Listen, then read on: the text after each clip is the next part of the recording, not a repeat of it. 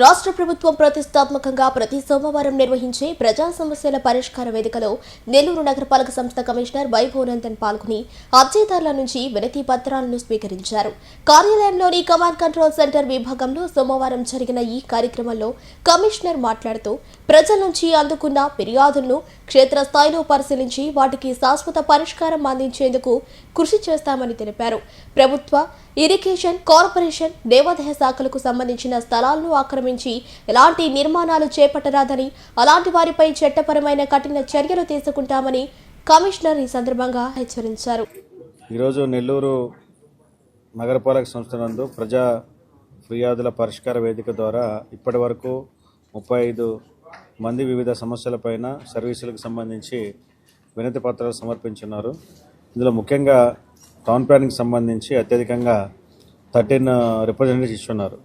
అయితే టౌన్ ప్లానింగ్లో ప్రధానంగా వచ్చే సమస్య ఏంటంటే ఈ మధ్యకాలంలో ఒకరి స్థలంలోకి మరొకరు ఎంక్రోచ్ అయిపోయి గోడ కట్టడము, లేదా ఒకరి స్థలంలోకి మరొకరు ఎంక్రోచ్ అయిపోయి ఇల్లు కట్టడము. సో ఆ విధంగా డీవియేషన్స్ వల్ల కట్టినప్పుడు ఎవరైతే ఎఫెక్ట్ అవుతున్నారో వారు వచ్చి అర్జీలు సమర్పించడం జరుగుతుంది.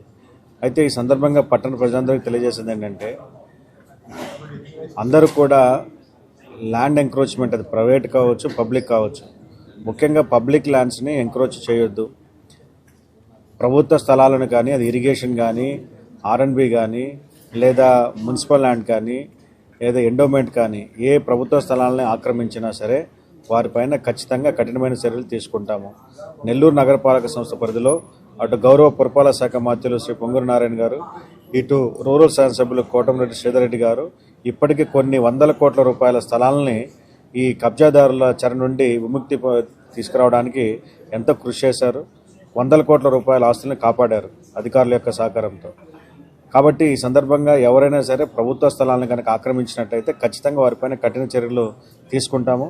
అదేవిధంగా ఈ ప్రభుత్వ స్థలాల్లో కూడా ఒకరి యొక్క సైట్లోకి మరొకరు ఎంక్రోచ్ అయిపోవడము, కాంపౌండ్ వాల్స్ కట్టడము, అదేవిధంగా వారి యొక్క ప్రైవేట్ సైట్కి దగ్గరలో ఉన్నటువంటి ప్రభుత్వ స్థలాన్ని కబ్జా చేసి కాంపౌండ్ వాల్స్ ఇల్లు కట్టడం జరుగుతూ ఉంది.